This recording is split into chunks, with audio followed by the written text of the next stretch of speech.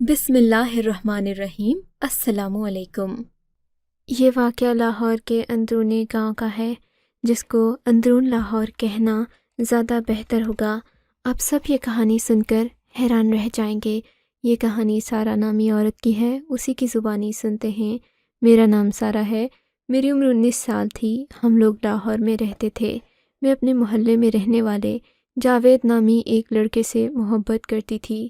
وہ بہت اچھا انسان تھا، میرے ساتھ بے حد مخلص اور سنجیدہ تھا، لیکن اس کی ذات میں کچھ مسائل تھے، جیسے کہ وہ غصے کا بہت تیز تھا، نشہ کیا کرتا تھا۔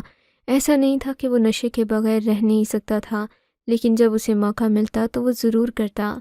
میں اس بات پر اس سے زیادہ جھگڑا کرتی تھی۔ اس نے کافی حد تک یہ کام ہی چھوڑ دیا تھا۔ ہماری شادی ہونا آسان نہیں تھی، لیکن میں اپنے گھر والوں کی لاڈلی تھی۔ جاوید کے گھر والے بھی اچھے کھاتے پیتے لوگ تھے۔ انہوں نے کہا ہمیں جہیز نہیں چاہیے، تو میرے والد صاحب نے بھی ہاں کہہ دی۔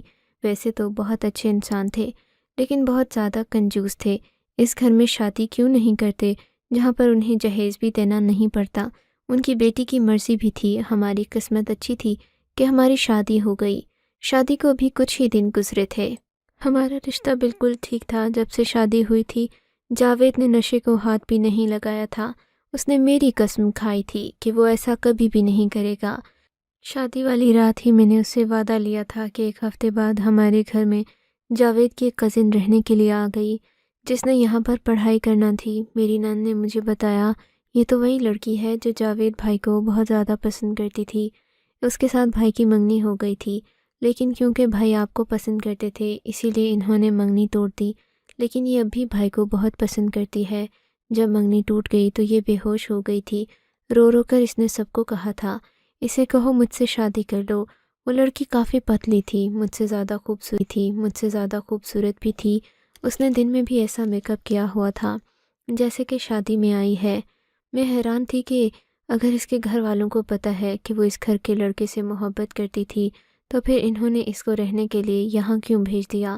میری نان نے کہا مجھے بالکل بھی اچھی نہیں لگتی یہ اس طرح کی، اس کا ایک وقت میں کافی سارے لڑکوں کے ساتھ چکر چل رہا ہے۔ اس کے ماں باپ کو بھی سب پتہ ہوتا ہے، وہ بھی ایسے ہی ہیں۔ آپ اس سے بچ کے رہنا، اس کے ساتھ کوئی لڑائی جھگڑا نہ کرنا، یہ بڑی بدتمیز ہے۔ میں نے کہا مجھے ضرورت ہی نہیں ہے لڑائی جھگڑا کرنے کی، لیکن وہ واقعی جاوید کو عجیب نظروں سے دیکھ رہی تھی۔ میں اس سے دور رہتی، زیادہ بات نہیں کرتی تھی۔ ایک دن تو اس نے خود کہا کہ بھابھی آپ مجھ سے بات کیوں نہیں کرتی؟ میں نے اسے کہا کہ تم یہاں پڑھنے کے لیے آئی ہو، اپنی پڑھائی پر دھیان دو، اگر ہم باتوں میں لگے تو تمہارا وقت ضائع ہو جائے گا۔ میں نے بہت طریقے سے بات سنبھالی۔ میری نند بھی مجھے کہنے لگی آپ نے بالکل ٹھیک کیا ہے۔ وہ روز اس طرح سے تیار ہوتی جیسے نئی نویلی دلہن ہے، اور ہمیشہ جاوید کی پسند کا رنگ ہی پہنا کرتی۔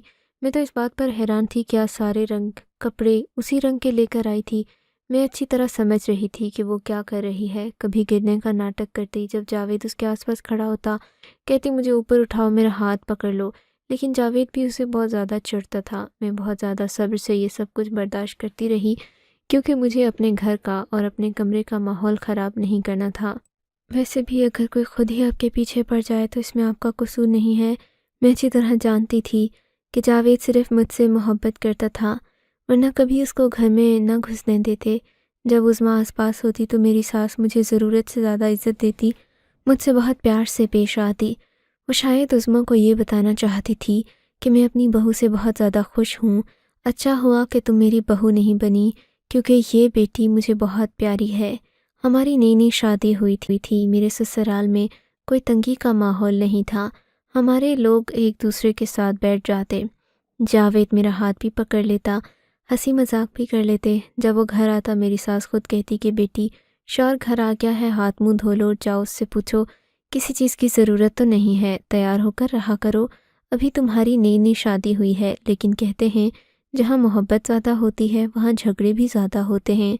ہمارے ایک دوسرے کے ساتھ جھگڑے بھی بہت ہوتے تھے، کبھی کسی بات پر تو کبھی کسی بات پر۔ دراصل جاوید کے پاس پیسے تو تھے، لیکن اس کا اپنا کوئی کام نہیں تھا، اس لیے میں اسے کہتی وہ کوئی کام کیا کریں، اور جب میں نے کہا کہ مجھے نوکری کرنی ہے تو اس نے مجھے منع کر دیا۔ اس بات پر ہمارے جھگڑے وغیرہ ہو جاتے، ایک دوسرے سے ناراض ہو جاتے تھے، لیکن پھر بھی ایک دوسرے کو منا لیتے تھے۔ لیکن ایک دن نہ جانے کیا ہوا، جاوید گھر میں بہت دیر سے آیا۔ عجیب سی حالت میں لگ رہا تھا، اس نے نشہ کیا تھا۔ میں نے کہا آپ نے میری قسم کھائی تھی اور پھر بھی کر لیا۔ اب تو میں مر جاؤں گی تو کیا آپ مجھے مارنا چاہتے ہیں؟ میں مر جاؤں گی تو اپنی کزن سے شادی کر لو گے۔ میں بہت زیادہ غصے میں تھی، شاید جذباتی ہو گئی تھی، وہ بھی غصے میں آ گیا۔ ہماری لڑائی جھگڑا ہونے لگا۔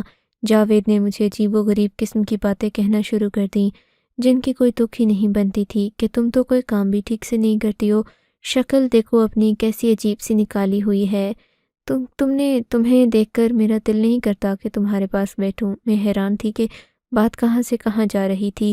اس کی بات کا تو کوئی سر تھا نہ ہی کوئی پیر، ایسا لگتا تھا اس کو خود سمجھ نہیں آ رہی کہ وہ کیا بول رہا ہے، اس کو پتہ ہی نہیں ہے کہ اس نے کیا بولنا ہے۔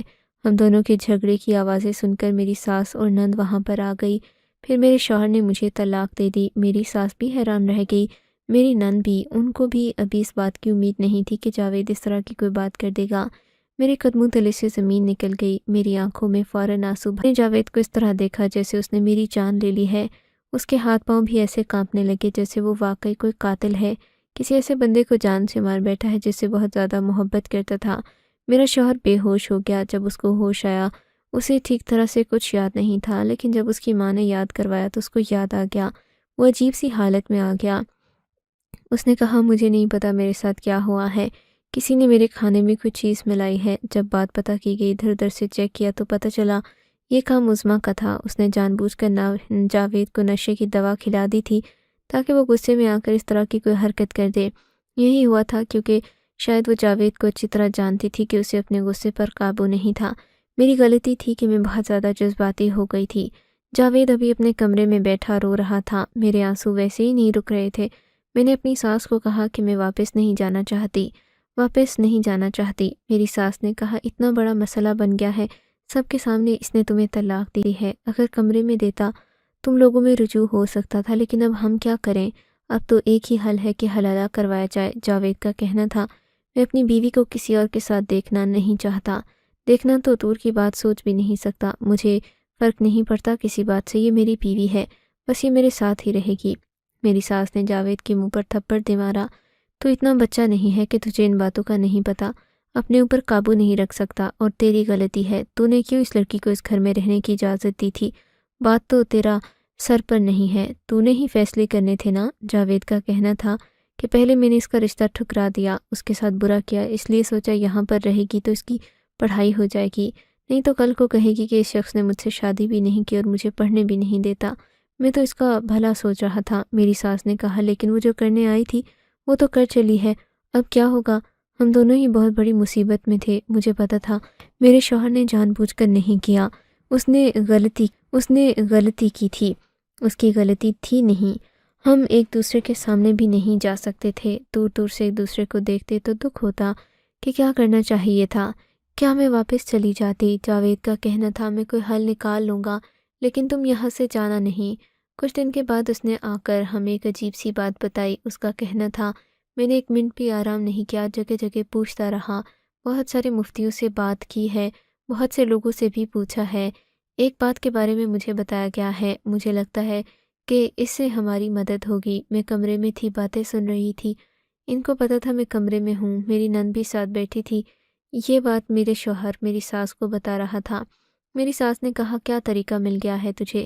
جب بیوی کو طلاق دے دی جاتی ہے تو اس کا ایک ہی طریقہ ہے جس کو حلالہ کہتے ہیں، اور تو کہتا ہے میں اپنی بیوی کو کسی کے ساتھ نہیں دیکھ سکتا، تو پھر کیا کرے گا؟ اس نے سب کو بتایا کہ ایک مولوی ہے جو بہت زیادہ مشہور ہے، وہ لوگوں کا حلالہ کرواتا ہے۔ ہم لوگ یہ بات سن کر حیران ہوئے۔ میری ساس نے کہا کیا مطلب حلالہ کرواتا ہے؟ وہ بھی تو اسی طرح کرواتا ہوگا۔ پھر جاوید نے ہمیں ایک ایسی بات بتائی کہ ہم سب واقعی حیران رہ گئے۔ اس نے کہا دراصل اس کے پاس ایک چارپائی ہے جو اس نے خاص قسم کے کمرے میں رکھی ہے، اگر اس کے اوپر عورت ایک رات گزار لے تو اس کا حلالہ ہو جاتا ہے۔ وہ لوگ لاہور میں ہی رہتے ہیں، لیکن لاہور کے آخری حصے میں، وہاں جانے کے لیے 2 گھنٹے لگیں گے۔ پہلے میں جا کر بات کروں گا، اس کے بعد میں اپنی بیوی کو بھی لے جاؤں گا۔ میری ساس نے کہا میں نے تو آج تک ایسی بات نہیں سنی، یہ کیسے ہو سکتا ہے؟ جاوید نے کہا آپ نے نہیں سنی، لیکن یہاں پر تو سب لوگ اسے جانتے ہیں، ابھی تک نہ جانے کتنے لوگوں کی مدد کر چکا ہے، سب کہتے ہیں کہ وہ کوئی پیر ہے، وہی مدد کر سکتا ہے، مجھے بھی اور کوئی راستہ نظر نہیں آیا۔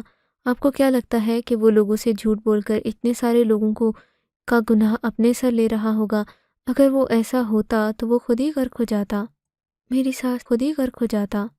میری ساس نے کہا، اب میں کیا کہہ سکتی ہوں، غلطی تو نے کی ہے، حل کرنے کے طریقے بھی تو نے تلاش کرنے ہیں، یہ میری بہو ہے، میں نے اس کو دل سے قبول کیا، جبکہ یہ ہماری پسند نہیں تھی، لیکن تو نے ہی بے قابو ہو کر سب کچھ خراب کر دیا۔ اب تم جانو تمہارا کام جانے، تم دونوں کو ہی پتہ ہوگا کہ کیا ٹھیک ہے اور کیا نہیں ہے، میں کچھ نہیں بول سکتی۔ مجھے میری نند نے کہا کہ میری ایک دوست بھی اسی پیر کی کہانی سنا رہی تھی، ہم نے اس کی کہانی کو بہت شوق سے سنا۔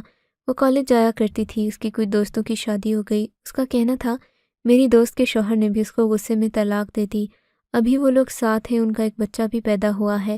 اگر ان لوگوں نے گناہ کیا ہوتا، یہ سب کچھ جھوٹ ہوتا، تو پھر ان کی زندگی اچھی کیسے ہوتی؟ ایسے دو میاں بیوی آپس میں رہے، سنا ہے کہ عذاب آ جاتا ہے، لیکن ان کے حالات تو پہلے سے زیادہ اچھے ہو گئے ہیں۔ اس کی بات بہت غور سے سن رہی تھی، تھوڑی دیر بعد وہاں سے چلی گئی۔ مجھے میرے فون پر جاوید کی کال آئی، اس نے مجھے تفصیل سے سب کچھ بتایا۔ اس نے کہا 1 ہفتہ ہو گیا ہے میں جگہ جگہ مارا پھرتا ہوں، پھر کہیں جا کر اس پیر کے بارے میں پتہ چلا ہے، میں کل وہاں جا رہا ہوں، سارا کچھ پتہ کر کے آؤں گا، اگر واقعی ایسا ہوتا ہے تو میں تمہیں بھی لے جاؤں گا۔ میں تو اس کے پہلے ہی کہہ چکی تھی کہ میں نے اس کے علاوہ کسی کو بھی اپنے قریب نہیں آنے دینا۔ ابھی ہماری شادی کو عرصہ ہی کتنا ہوا تھا، اس عورت نے آ کر ہماری زندگی میں زہر گھول دیا تھا۔ میں نے اپنے شوہر کو معاف کر دیا تھا کیونکہ اس سے مجھے کوئی شکایت نہیں تھی، اور وہ جیسا کہتا میں ویسا ہی کرنے والی تھی، کیونکہ مجھے ساری زندگی اسی کے ساتھ رہنا تھا۔ وہ صرف میرا شوہر ہی نہیں تھا بلکہ میری محبت بھی تو تھا۔ میں نے اس کو کہا جو بھی کرنا ہے کرے، بس میں اس سے دور نہیں رہ سکتی، اگر کسی کو یہ بات پتہ چل گئی تو بہت برا ہوگا۔ عجیب بات تھی کہ عظمیٰ نے یہ بات ابھی تک کسی کو نہیں بتائی تھی، سمجھ نہیں آیا کہ وہ اتنی اچھی کیسے ہو گئی، یہ تو ہمیں نہیں پتہ تھا، میرے ماں باپ کو بھی اس بارے میں پتہ نہیں، اور چلا گیا۔ رات کو واپس آیا تو اس نے بتایا سارا گاؤں اس کا دم بھر رہا ہے کہ نہ جانے اس نے کتنے لوگوں کی مدد کی ہے، اور وہ وہاں کی مسجد کا امام بھی ہے، سب لوگ اس کی عزت کرتے ہیں، سب لوگ اس کی تعریف کر رہے تھے۔ جاوید واپس آ گیا، اگر ایسا سچ میں ہو رہا تھا تو پھر تو یہ خوشی کی خبر تھی، لیکن اس نے عجیب سی شکل بنا رکھی تھی۔ میری ساس نے کہا ایسا ہے تو پھر کل ہی بہو کو لے جاؤ، ایسے میں اس کو کسی اور کے ساتھ وقت نہیں گزارنا پڑے گا۔ اس بات پر جاوید کے ہاتھ سے گلاس ٹوٹ گیا جس میں وہ پانی پی رہا تھا۔ میری ساس نے کہا کیا بات ہے؟ کہنے لگا کچھ نہیں، سفر سے تھک گیا ہوں۔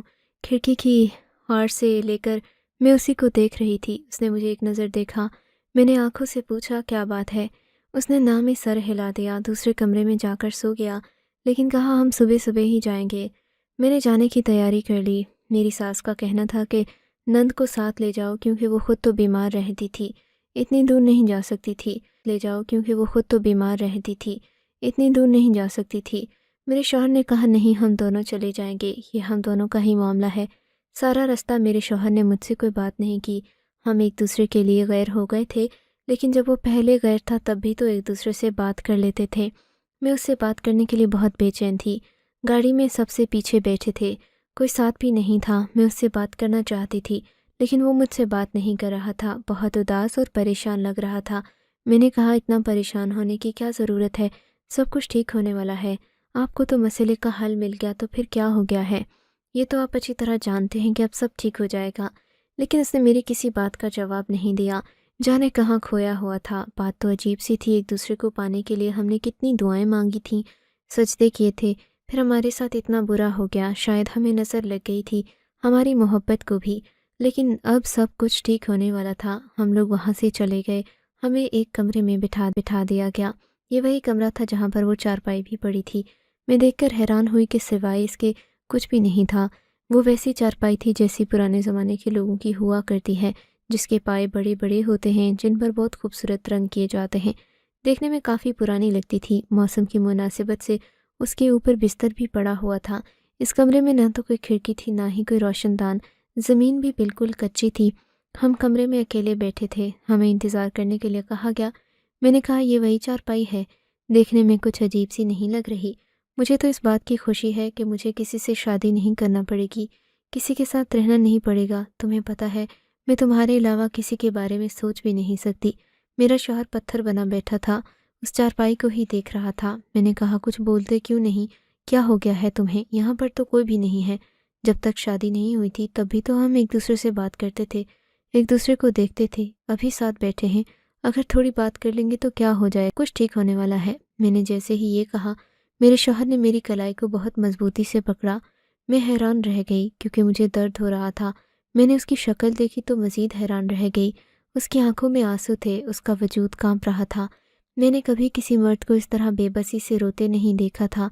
जिस मर्द से मोहब्बत करती थी उसको तो बिल्कुल भी नहीं देख सकती थी। मैंने कहा, क्या बात है, कोई मसला है? मेरा तो दिल बैठा जा रहा था।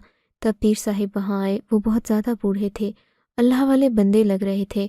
उनके चेहरे पर काफ़ी नूर था। मेरे शौहर ने मेरा हाथ छोड़ दिया। उसके बाद पीर साहिब ने ऐसी बात बताई कि मेरे कदमों तले से ज़मीन निकल गई। मैंने रात वहीं पर गुजारी। सुबह मुझे इस कमरे से बाहर निकाल दिया गया। मेरा एक एक कदम बोझल हो रहा था। मुझे अपने आप से भी अजीब सा एहसास महसूस हो रहा था। मेरा शौहर वहीं पर मौजूद था। अब हम लोग वापस जा रहे थे। जो हालत मेरे शौहर की यहाँ आते हुए हुई थी वही हालत अब वापस जाते हुए भी थी। सारे हम बस देखते ही रहे, जैसे दो बुत बैठे होते हैं जिनको हुक्म नहीं होता कि वो अपनी मर्ज़ी से गर्दन भी हिलाएं। हम एक दूसरे की तरफ देख भी नहीं पा रहे थे। सामने देखते हुए सफ़र कट गया। वापस घर आए, घर में दाखिल हुए। मेरी सास ने देखकर शोर मचा दिया। उसने कहा, एक दिन का बोल कर गए थे, 5 दिन के बाद वापस आ रहे हो। कहाँ थे तुम लोग? क्या हो गया था? फ़ोन तुम लोगों के बंद, हमें पता नहीं गए कहाँ हो। हम कहाँ जाते, कौन सी दीवार से अपना सर टकराते? इतनी लापरवाही, क्या हो गया था तुम लोगों को? मेरा तो दिल बैठा जा रहा था। मेरी सास एक ही सांस में बोलने लगी। हम दोनों ऐसे बैठे थे जैसे कोई ज़मीन पर गिरता है। मेरे शौहर ने रोना शुरू कर दिया। मैं अपने कमरे में चली गई। मेरी सास बार बार पूछ रही थी। मेरे शौहर ने कहा, हलाला हो गया है, दोबारा से निकाह करने की तैयारी करें। वो भी इतना कहकर बैठक में चला गया। मेरी सास हैरान रह गई, मेरे पास आई। मैं कुछ बता नहीं पा रही थी। फिर से हमारा निकाह हो गया। हम एक दूसरे के निकाह में आ गए, लेकिन एक दूसरे से नज़र नहीं मिला पा रहे थे क्योंकि उस चारपाई की दास्तां की जो हकीकत थी वो दरअसल कुछ और ही थी जो हमें वहाँ जाकर पता चली। लोग कहते थे कि औरत बस अकेली उस कमरे में चारपाई पर सो जाती है, उसका हलाला हो जाता है, लेकिन ये बात तो मुझे पता थी कि पूरी रात उस कमरे में क्या होता है। हम फिर एक दूसरे के निकाह में आ चुके थे, एक कमरे में रह रहे थे, लेकिन एक दूसरे से बहुत दूर हो गए थे। ये बात घर वालों ने भी महसूस करना शुरू कर दी थी। मेरी सास का कहना था, क्या तमाशा बना रखा है तुम लोगों ने? वहाँ से जब से आए हो ऐसी शक्ल बनाई है जैसे कोई मर गया है। एक दूसरे से बात नहीं करते, कमरे से लड़ाई झगड़े की आवाज़ें आती रहती हैं। एक दूसरे को देखकर मुंह फेर लेते हो। कहीं कोई फिर से ऐसी हरकत न कर बैठना। ये कोई मजाक नहीं है, बहुत बड़ी सज़ा मिली है। मैंने कहा, सज़ा तो मुझे मिली है, इसको नहीं मिली। मैं गुस्से से वहाँ से चली गई। मेरी सास भी परेशान हो गई। वो मेरे कमरे में आई, इन्होंने मुझसे सारी बात पूछी। मैंने इनको बताया कि चारपाई का तो कोई कमाल नहीं। चारपाई का ढोंग इसलिए रचाया गया है ताकि लोगों की इज्जत बचाए, लेकिन असल में हलाला हुआ है, वो भी एक गैर मर्द के साथ। मौलवी साहिब ने करवाया अपनी मौजूदगी में। वो मर्द भी ये सब करने के लिए तैयार था क्योंकि वो हमारी ज़िंदगी बचाकर, हमारा रिश्ता बचाकर सवाब हासिल करना चाहता था। मौलवी साहिब का भरोसेमंद आदमी था। पहले भी वहाँ पर यही सब होता है। वहाँ पर जोड़े आते हैं जिनके साथ इस तरह का मसला होता है, दोबारा से एक दूसरे के रिश्ते में आना चाहते हैं। मौलवी साहिब पहले उनसे अच्छी तरह पूछते हैं, सवाल करते हैं कि क्या वो ये करना चाहते हैं। उसके बाद औरत का निकाह उस मर्द से करवा दिया जाता है।